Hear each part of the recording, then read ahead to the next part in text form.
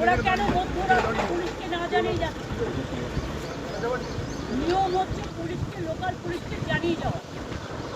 তো মধ্যরাতে যদি গ্রামের লোক দেখে হঠাৎ করে কিছু লোক আসছে পুলিশের ড্রেস পরে, তারা কি করে বুঝবে? আর ইলেকশনের আগে কেন অ্যারেস্ট করে? যদি সবাইকে অ্যারেস্ট করে, বিজেপি কি মনে করে সব বুথ এজেন্টকে অ্যারেস্ট করবে, সব ভোট ম্যানেজারদের অ্যারেস্ট করবে, পরে বুথে জিতবে? শূন্য গুলি ছুটছে। বলছি কি অধিকার আছে না এর?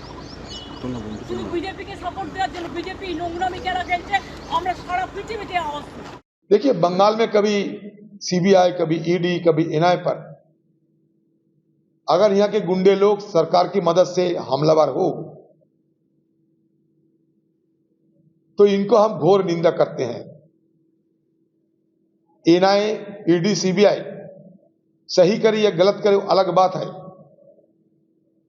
ईडीआई, सीबीआई का इस्तेमाल जिस तरीके किए जा रहे हैं, बेजा इस्तेमाल, दुरुपयोग जिस तरीके के किए जा रहे हैं, चाहे उसके चलते हेमंत सोरेन और अरविंद केजरीवाल जैसे लोगों को जेल में सर रहने पड़े, जेल में बंदी रहने पड़ी, इनके खिलाफ कांग्रेस पार्टी और बाकी सारे इंडिया की घटक दल सब मिलकर आंदोलन हम लोग छेड़े हैं। लेकिन मैं कोई तर्क नहीं दे सकते कि जो हमला हो रहे हैं सही हो रहे हैं, क्योंकि हमारा देश में कोर्ट है, न्यायपालिका है, न्यायाधीश है। इनका खिलाफ अगर कोई शिकायत रहे तो कोर्ट में जाना चाहिए। और तो और अगर कोई ईडी, सीबीआई को भेज बदलकर किसी पे कोई हमला करे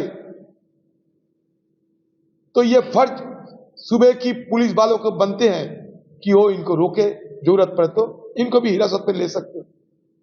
लेकिन ये बहाना देते हुए बंगाल के गुंडे लोगों को मदद करने की जो तरीका निकाले जा रहे हैं दीदी की अगुवाई में, मैं उनका विरोध करता हूं।